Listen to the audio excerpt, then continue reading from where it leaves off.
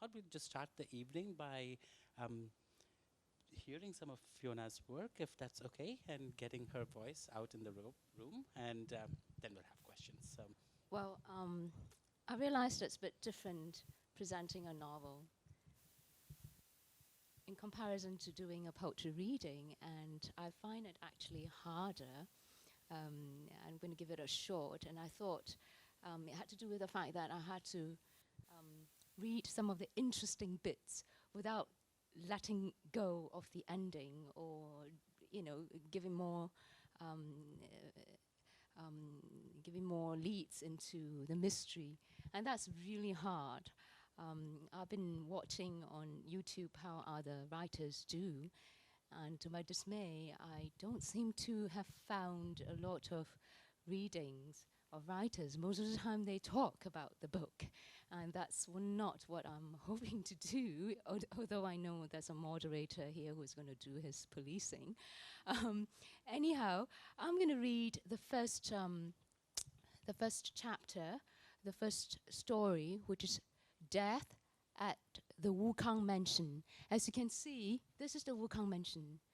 Maybe we can, and this is in the 50s, and maybe we can see the second slide, and that's now. This is in 2018, just shortly before the pandemic, and that's a more artistic take. I just kind of like plagiarized it from a photographer, an American photographer, I think, living in Shanghai, and just put it on Flickr or something. Is that right? Flickr. So the story that I'm going to read happens in this place, and the year is 1966. By the way, all the stories in this novel happen in years with a number ending with an ending number of 6, which is to say that it's a number in Chinese divination signifies something good, perfect, smooth life. But of course, there's a certain irony to that, and that was why I picked it. But it was not a technique of craft. It was some sort of a luck and coincidence, and also historical accuracy, although it was fictional. So here we go. Ling arrived at the Wukang Mansion a little past midnight. The stairways were bleak. Lights flickered. In spite of the silence, the subdued colors, every household seemed awake. The place felt restless. Barely a month had passed since the launch of the Cultural Revolution, and electricity was palpable in the air. Ling was assigned to Unit 6, Studio 42, on the 3rd story of the northern wing. She had come to Shanghai with a bag of clothes and few personal items. Despite what she had heard about the building, she had not expected its imposing architecture. Sometimes it was a glowering king. Other times it looked like a shabby tyrant who had lost track of his followers. From a distance, she gasped at it, even before turning into the main boulevard. When Ling arrived at her unit, she noticed a spacious room next to her studio. It was unoccupied. She entered her studio gingerly and was taken aback by the Spartan neatness. The bedroom had been carved from a once larger apartment. A bed, a side table, a desk, a chair, made of wood and without character. Even so, in those days, it could have housed a working-class family of 5 or 6. No one told her anything beforehand, not even Deputy Director Shao, who assigned her the unit and hired her for a local drama troupe before it was shut down. But Ling knew from the stillness and the musty smell. There was a coffin inside. The corridors were crammed with pots and pans, piles of newspapers, and chaotic columns of cardboard boxes. Singlets, blouses, and pants were drying on racks and wires that zigzagged haphazardly across one another in mid-air. The place smelled of charcoal, leek, and damp bricks. The odor of ruins jotted Ling out of her imagination. The fabulous Wukang mansion from the roaring 20s. Once in a while, a shuffle of footsteps, followed by harsh tones, came from above or below. A basin dropped, and a child bawled. Kitchen utensils clinked and clanged against one another.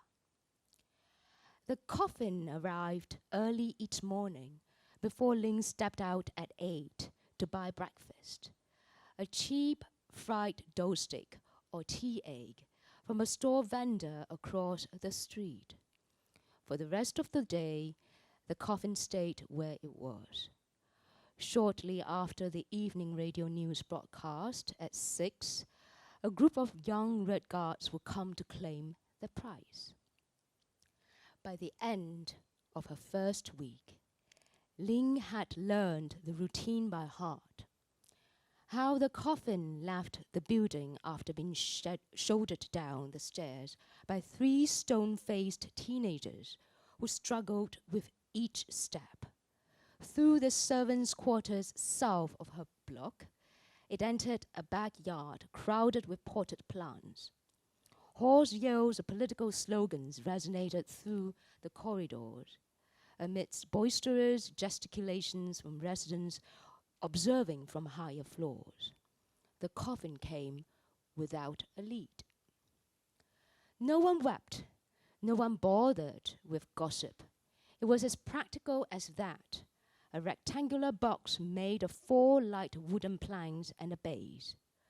Come morning, the same coffin was returned to the same room, either empty or carrying a new body, again dragged up each flight of stairs and without effect, though ironically with more swiftness, more wariness, and this time by the concierge, Old Dan and his wife. Day in, day out, the coffin came and went efficiently and without fail, like the glorious sun that rose in the east but never set in the west, in every revolutionary song or ode, which all patriots of a new China must memorize and praise. Everyone in the Wukang mansion seemed determined to keep out of one another's way and avoid one another's gaze, especially Old Dan, who was hard of hearing and never greeted a new tenant. His wife couldn't stop complaining in her peculiar accent that added a sound to almost every word. Tenants these days never last through the winter. She did not sound like a native of Shanghai. But the retired couple were now concierge in name only. Other than carrying the coffin, they no longer bore any responsibility or collective duties, let alone cared for the maintenance of this 8-story building, nearly 100 cramped units, littered with stains, cracks, and messy 大字报, big character posters in black and red ink that were torn off or pasted over the notoriously long and damp corridor walls. On a peeling wall outside Ling's studio, excerpts from the great Chinese classic novel, the water margin were inscribed like graffiti in clusters of tiny squeezed characters in cursive. From afar, they looked like rectangular hills of ants. The novel narrated the historical fiction of 108 outlaws during the Northern Song era. These legendary outlaws fought and defended their Chinese lands against the nomadic Khitan invaders, but they died on the battlefield or were summoned to court, betrayed by their own emperor. Now and then, Ling kept her door ajar, not to engage in small talk with passerbys, but hoping to steal a peek at the face inside the coffin. On some days, the body was shrouded in a dirty white blanket. On other days, a few spread out sheets of used newspapers covered the face. In the end, it was the faces of the tall, wave-like red guards she couldn't erase from her mind before she slept. In their shrill voices, they sung in off-beat prophetic refrains from the theme song of the model ballet opera, The Red Detachment of Women. They sung with gusto, without regard for tenants in the building or for the early morning hour. Forward, forward, how heavy the soldier's responsibility, how deep the hatred of women runs. When they marched, they looked straight ahead, heads slightly tilted up to the left without even a blink. Once, the coffin dropped from their hands and to the floor. It slid down a flight with a thud. When one of the red guards missed a step, Ling rushed out her door. Stunned by such a dramatic descent of the coffin and their apparent helplessness, the red guards scrambled down the stairs, put their hands through their faces, and shrieked as if screaming for their own lives. And it was only then that Ling realized, curbing her thrill, that they were not young men at all. They were girls who hadn't yet reached puberty. So I'm going to stop here for this piece. And I think I might have read too fast, but That was perfect. yeah, I was impatient. Maybe we could see some other slides. Just and that's the other side of the Wukang mansion. It's actually called the Normandie apartments. So the page after I described a little what this mansion is. I mean, it was built in 1924, and a lot of glamorous people lived in there, in the building. And unfortunately, during the Cultural Revolution, it was known as the diving pool because that's where lots of people went and plunged to their death because, you know, of the architecture is very dramatic and sort of to make a statement or not, I don't know. The next picture, perhaps. And that's more recent with the cables. And you can see their cars. And we are now going to look into the more vintage pictures. Oh, no, that's the interior. It's very strange for the residents. I mean, I know a few of them. I knew a few of them. To live there, to often see tourists wanting to go in and peek. This is in the 1920s, I think. Yeah, and you can see from the dressing that's different. It's more. Yeah, and the next.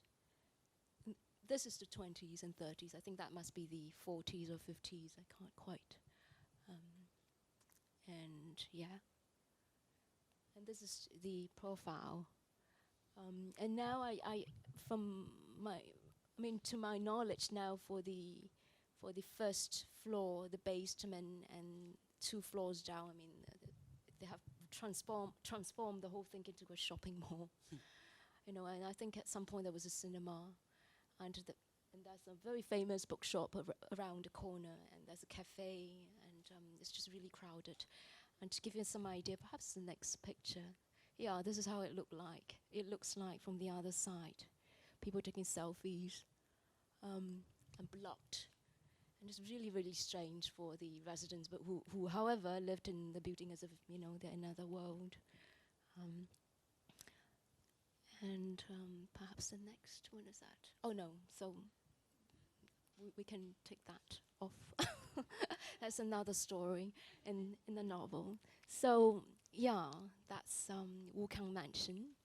And maybe I will read the next one before we talked, or? Yeah, well, I just wanted to Yes. comment that it's so great to see the pictures of the building, because throughout the book, the other arts such as painting, music, architecture, they're so kind of woven into the narrative. I feel like they play like a very integral part. And when you begin the book, there are things that are set up that unfurl towards the end, and you realize the significance of these other arts that are to the story, especially architecture, music, painting, and yeah, so it's lovely to have those images also as we get to hear your work. So I remember my grandmother used to tell me, if you want to meet like a star or a film director or a writer, you go to this place. I mean, it's this side of the road is Huaihai Zhonglu, and that's where my family used to have a compound not too far from there before the communists appeared. And this was one of the rare few addresses where you had British and the Hungarian and the French all in one building, and not just like passing through. They were literally living there, you know. So they shared their daily lives, and most of the time, you see the entire cultural life, cultural center happening. I mean, now we watch films and we see that dramatized, but I imagine it was very normalized in those days. I also talked a little bit about the lesbian daughter of Dr. H.H. Kung, who was the founder of the Bank of China and also the finance minister, and who happened to be the son-in-law of Madame Chiang Kai-shek. His daughter lived in this building. I mean, she built a swimming pool for herself inside, and one of the like puzzles for many people who came to visit this building is to look for the swimming pool. And the strange thing is that most people couldn't find it. It's a mystery, and I mean, these are little things, little nitbits we learn from by year. There were no guidebooks, in those days, and now that with photos, we get to see what kind of building it was, and inside is like another secret world. They are starting to interview the residents. I think there were 4 of them or 5 of them who have been living there since the 40s.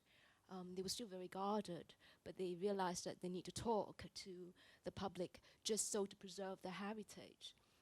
Because they also saw the new residents coming in and like getting rid of 2 apartments to build one big one, changing the whole entire architect. So that was a concern from what I understood. This was the last story, not the last story I wrote, but one of the last stories I wrote for the book. And when I finished the story that ended up being the first in the novel, I thought I had a novel. And I decided to do that because, one of the characters died. And I told myself, if I don't write something about these people in a fictionalized way, it doesn't matter that I'm the only one who knows these people. I mean, some of the character who died, who was inspired after the person who died, is actually just a very minor character. Nobody heard of her. She's not a celebrity or whatnot. But I thought I just want to write something just so that she exists, she in a way, and then one thing led to another, and I ended up, like hunting down the rabbit's hole, and that's how the interconnected stories came about, which I know you're going to ask me. Yeah. I love that. You mentioned something about events that happen in the building, like these encounters with celebrities also, and throughout the book there is this kind of intimate details that are peppered across this like sweeping historical narratives also. So there are these small intimate moments that happen inside buildings between neighbors. So this like very the grand architecture becomes a very living thing, and that becomes a backdrop for the history to unfold in ways. So I find some relation there to the stories that you were just sharing. So well, I think I'm sometimes so bad with psychology in life. I mean, literally. I'm more of a lawyer person in a way. Like I look at facts, and I don't want to deal with too much of the subjective when it comes to emails.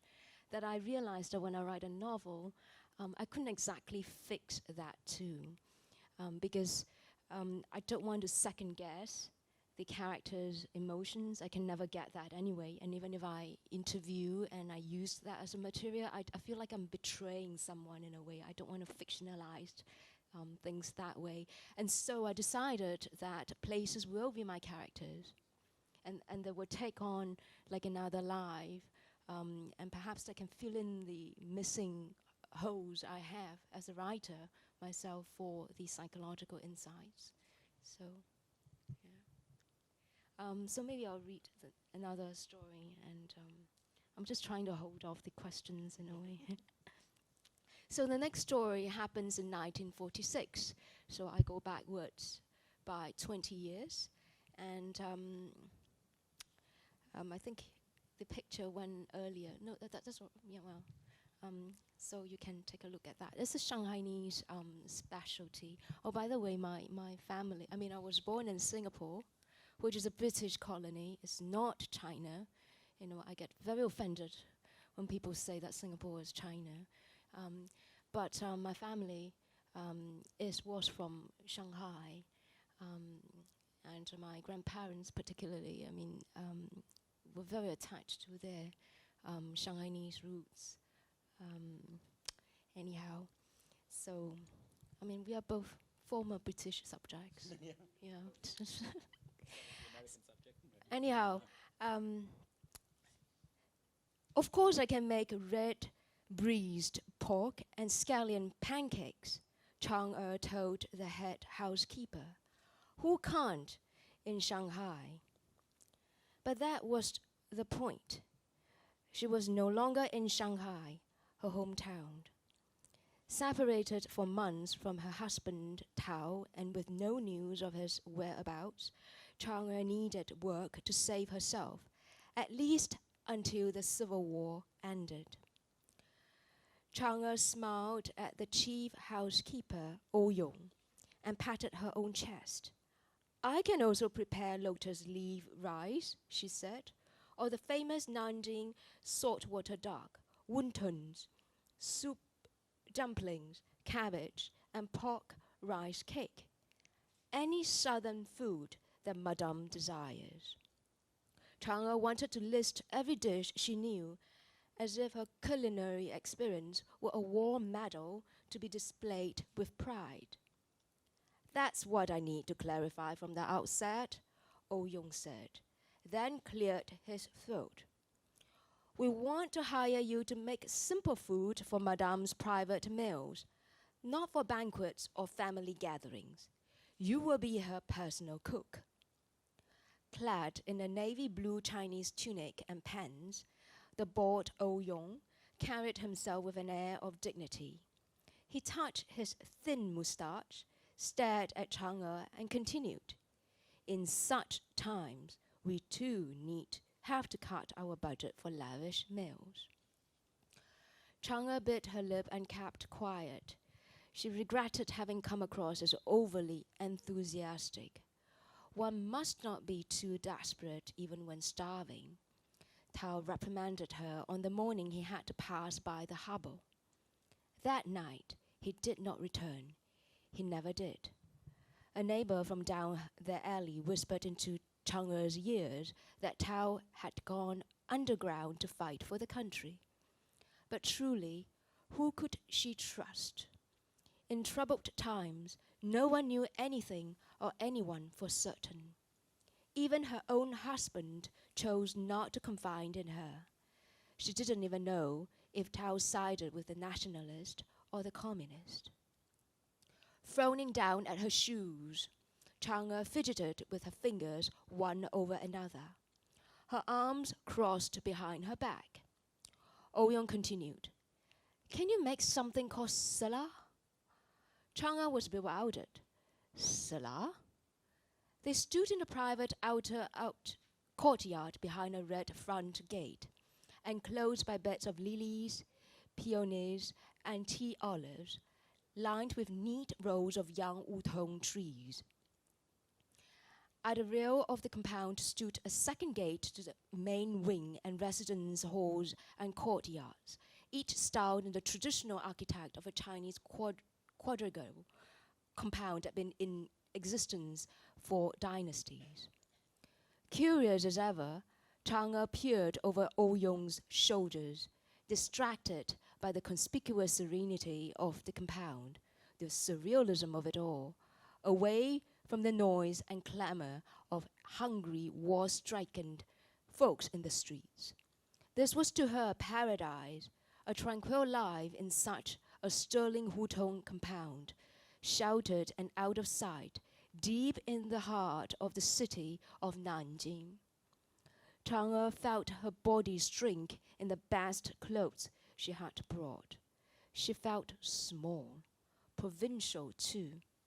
Never had she once seen such extravagance in a private residence, not even in her Shanghai.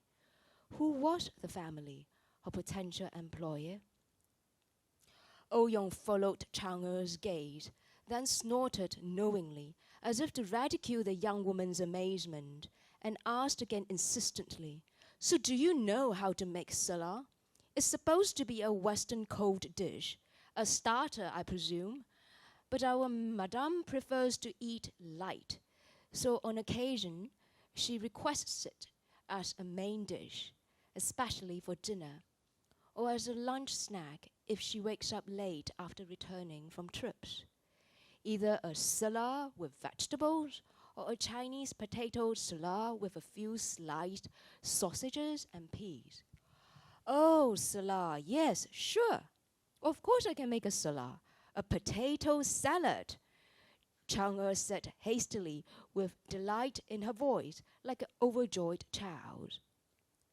Ouyong's eyes widened as Chang'e chattered away, showing off.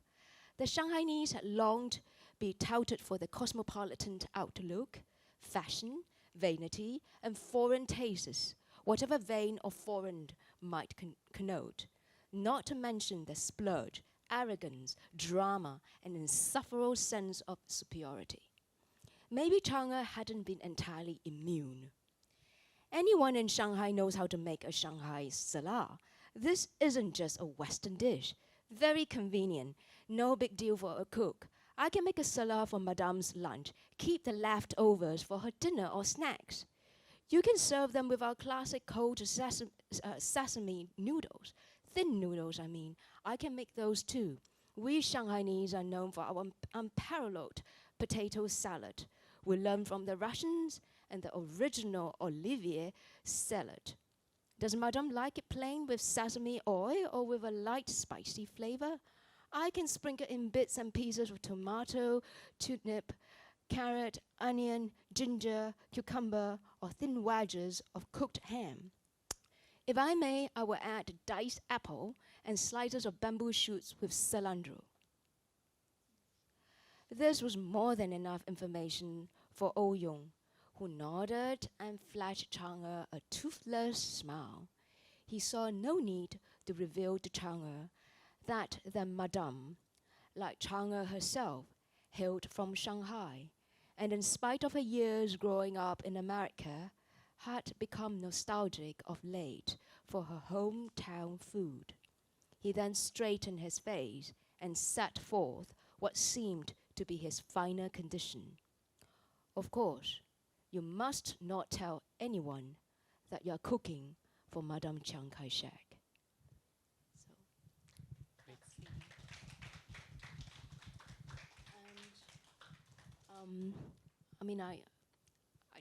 I tried to make it myself, but it just never tastes the same. I think there's a kind of lard that comes from Shanghai wet markets, and I think they mixed it with the oil. I suppose you have to be in Shanghai, and in Russia, they eat that too often. It's kind of like a transplanted cuisine. There were a lot of whites from Russia who escaped to Shanghai during the 20s, and so they taught the Chinese how to make this dish, the salad, so to speak. So the second, so that's they're eating, happily eating, while the rest of China starved. I mean, that's the truth. So, yeah. So.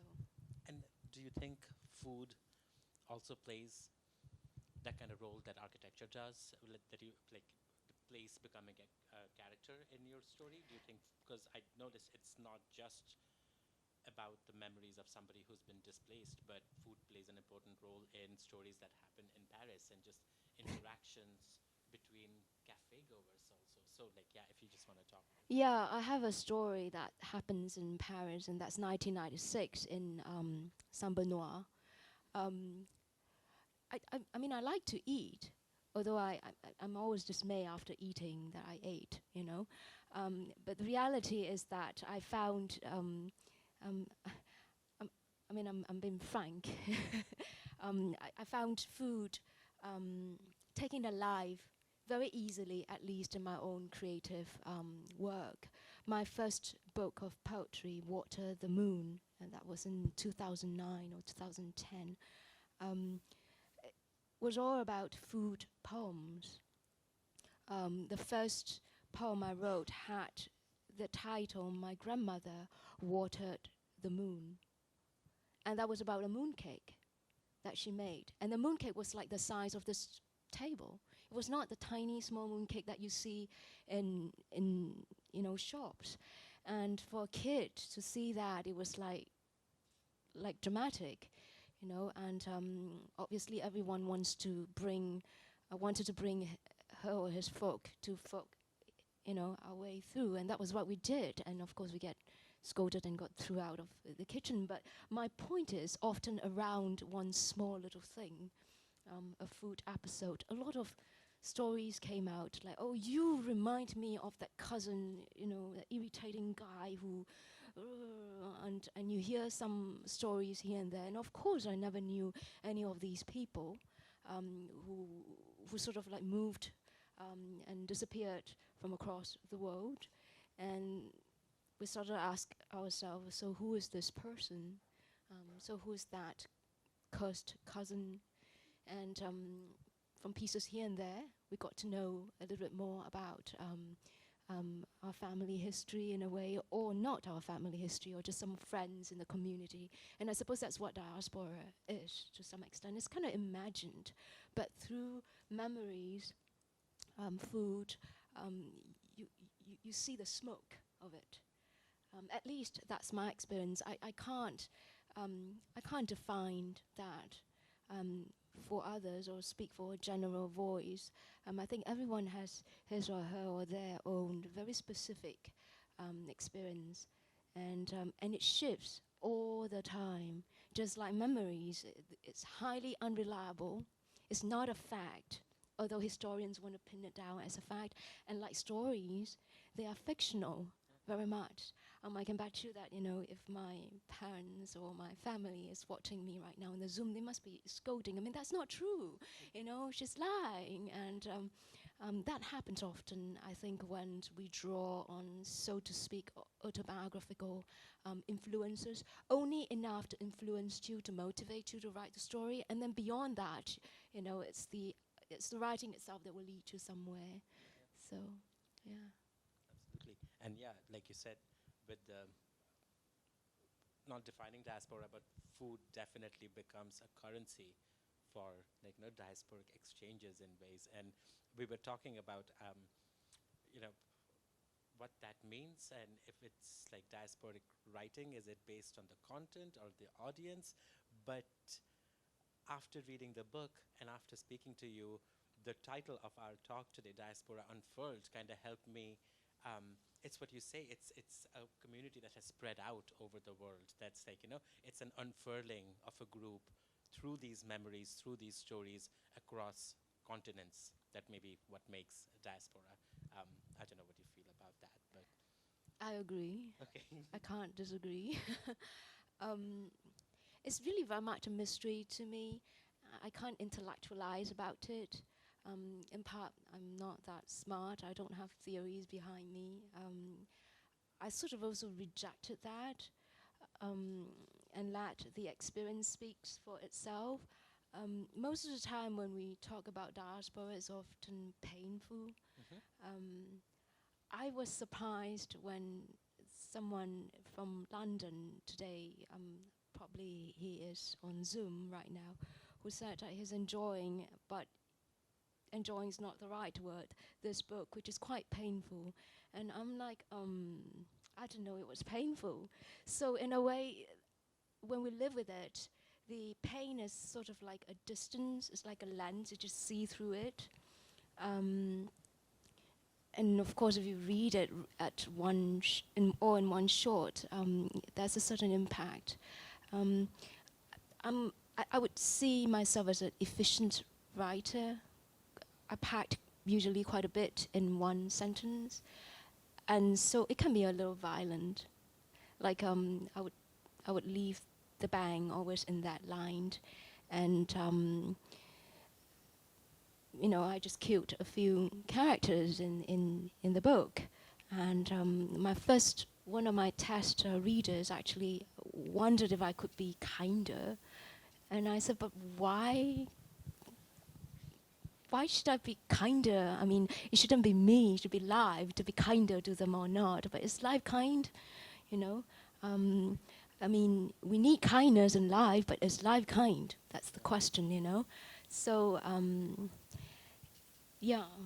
that's. And yeah, it's not just sentences.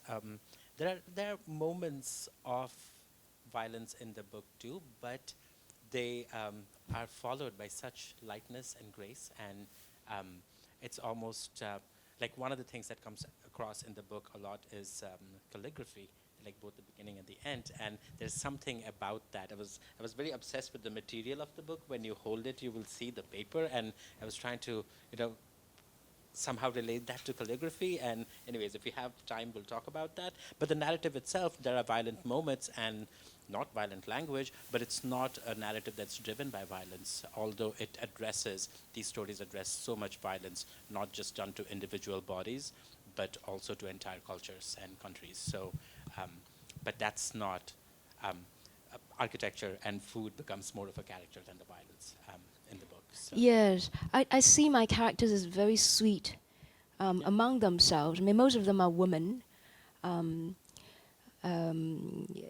And that's also the reason why I titled the novel Dear Chrysanthemums. I ended the last chapter with a haiku. When you grow chrysanthemums, you will become servants of chrysanthemums. And I wouldn't want to talk too much about that. I think it speaks for itself in a way, the mystery.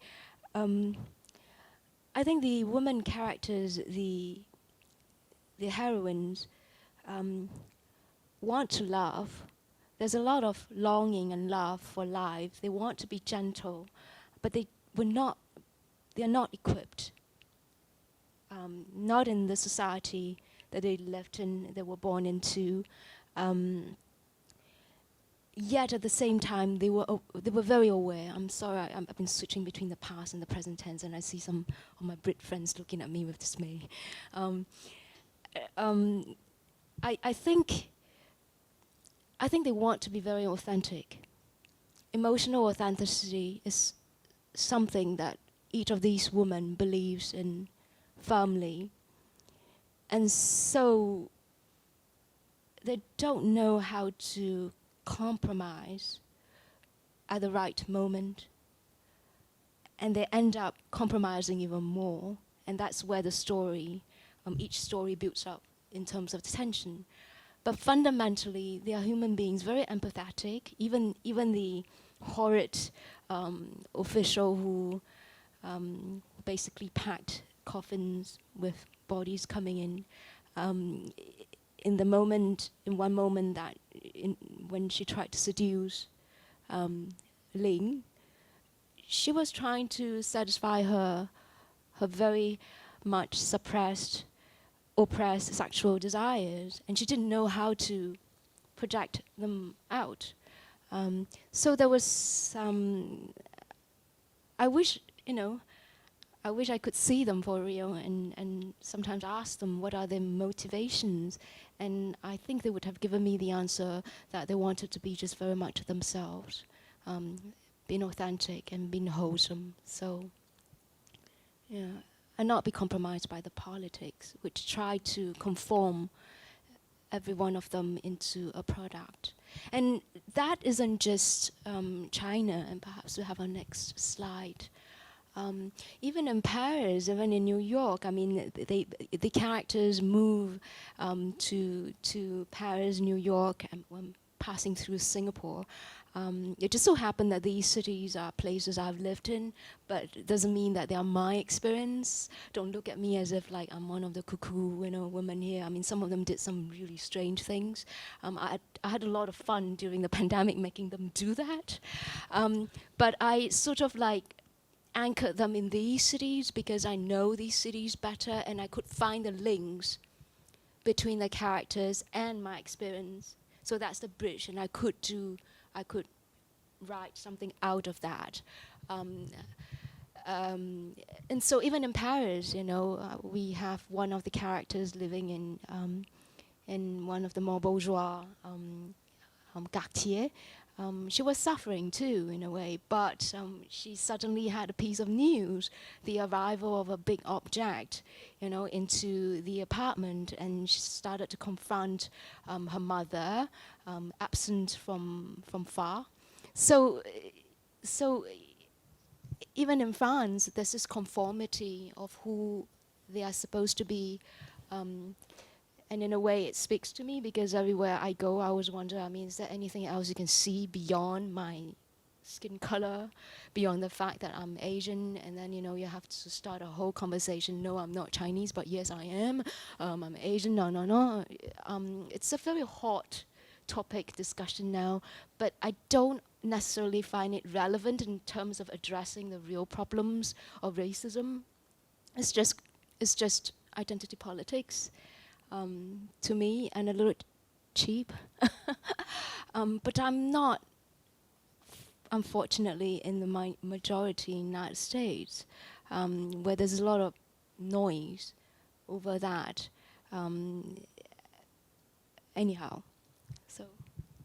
I just want to say, I love how careful you are with the spoiler alerts. Like, it's a large object that arrives in a bourgeois quartier. Like, no information. Because I think the book demands that, the way, like, the things that are set up, even before the first chapter, in that little prologue you have, and the elements that are introduced there come back so beautifully in the end. And, it made me feel like, oh, smarter, because I was like, oh, I was thinking about it all along, and here it is, like, comes back again. So, yeah, it's good to kind of keep those things hidden, because they unfold very delicately across the book. It's sort of part of my intention when you read this chapter. You're like, oh, wait a minute, I just saw this and I just met this person in the other chapter, and then you look behind, oh, that's 20 years past. I think more and more as we age, we'll always find that the world is really not that huge and not that small. Bridges and connections, they always come back at some point, and we are all interconnected. Much as I find this like a cliche, you hear that from Dalai Lama, we are always connected. I'm like, yo. But there's something karmic about it, and if it comes at the right moment, right time, it's very fulfilling. Fulfilling is the word, I think. And I wished, most of the time, I wish je n'ai pas raté ce pont. I wish I hadn't, I wish I crossed that bridge. So, sometimes at the end of each week when I sit down at the table or listen to something, a piece of music, I always wonder to myself, did I cross that bridge? Did I miss something? Because all you need is to meet one person at that particular second or whatnot, and something else happens. But you need to be very sensitive to that aspect of life. If you are just, I don't know, Elon Musk, with a Twitter and X and stuff, I don't see how you can be open to this kind of very magical moments. So, yeah. Do we have time for another section of reading? Maybe No, or questions. questions from the audience? Yeah. We'll now open it up to questions first from our in-person audience, and then if we have time, we'll turn to the Zoom audience as well. Don't be shy. Someone always has to go first. Yes, thank you. I have a question about the structure, the idea of half a dozen interconnecting stories. Did you start off with the structure in mind and then begin to amass some stories? Or did you start off with a character and then write another piece of that character's life and so on, and then ending up thinking, I need a structure for this? Which way around? Lawrence is a writer too. He writes some thrillers, mysteries, a bit of everything. Yeah, thank you so much for that question. The answer is no, I did not think of the structure at all at the beginning. I write just based on one small detail. And I will never ever tell anyone what that first detail is until I reach the end of the chapter. And then I will make that detail disappear. If I don't do that, when everything is done, there will be no structure somehow. It's something a little superstitious, I think. I have a lot of superstition practices, like for instance, if I erase my page, like last night, I can make a mess in my copy, I'm like, oh, it's going to be bad luck. That sort of things. But when I write, a verb, an adjective, I try to find something, a detail. And for poems, it's usually something sensory. For fiction, is often a psychological insight that I don't understand about a certain person. And then that character start to take on life. It can become a composite character. I try not to create one character, because I don't want that one character to resemble someone I know, and then that person will come and haunt me in my dreams and say, that's me, So I resist that, and I try to make it composite. And then after that, it will flip and become fictional totally. So no, the structure did not happen to me. It happened like a avalanche when I put in the last ounce of gas, and then I really put on speed, and everything just fell in, all of a sudden. And when that happens, you couldn't sleep for weeks. You just have to sit and just wait for the whole thing to happen. Otherwise, you will lose it. That's how I worked. It's not very stable in terms of writing routine. I don't think they would teach you that in MFA programs, because it will drive students crazy. But that's how I worked. It's a little bit of instability, but at the same time, when it happens, you just have to just whatever stuff, you just have to dump in and see. And of course, during the revision, that's another story. Again, you might realize that all the excitement is just nothing. Just part of the excitement that you needed to convince yourself that there's a structure. So, yeah. We have an excellent question on Zoom as well from Natalie. Natalie is asking, is it fair to say that there is an element of nostalgia in diasporic writing for an imagined past and an imagined place? I think so. And fascination too, to some extent. It's imagined. I think imagination is okay. Something imagined is fine as long as it's emotionally honest. It gets dangerous when it becomes a piece of marketing for an identity, which is what is happening a lot right now in the United States. It becomes a piece of marketing, promotion, and then in front of it you put a very morally correct, politically correct intention. I don't know how to articulate that better, but I think I think imagination involves some sort of a distance. So how far and how near you want it to be, you can always adjust it. And I find that very helpful. Yeah. Another question in the room? Yes.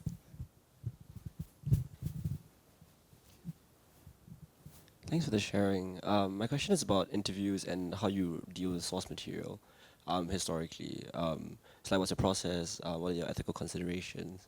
And how do you then sort of reprocess it in your fiction writing? Yeah, this young man is from Singapore, hearing from the accent. I did not interview anyone for this novel because it's not a non-fiction, you know. The experiences were the source materials were mostly experiences I lived through. I heard it.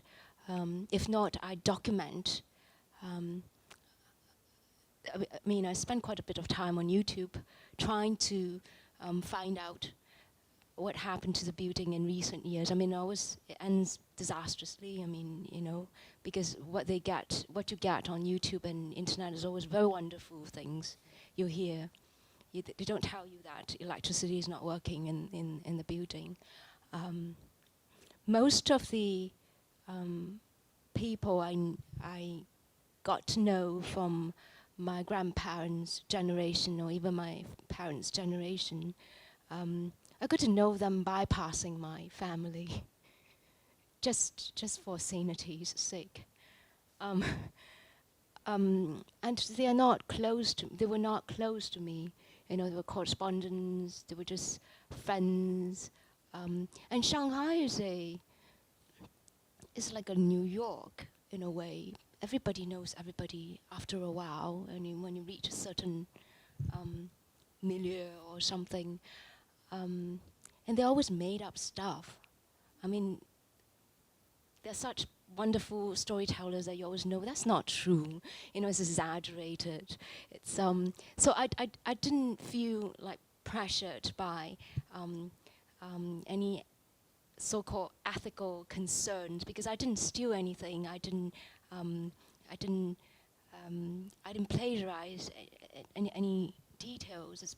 I mostly observe them and then I channel it myself and I make up a story out of it with details that did exist in my own experience and in historical imagination and historical accuracy as best as I could. I'm sure at some point the Hawks would just tackle whatever meat there is and say this is not right or wrong, but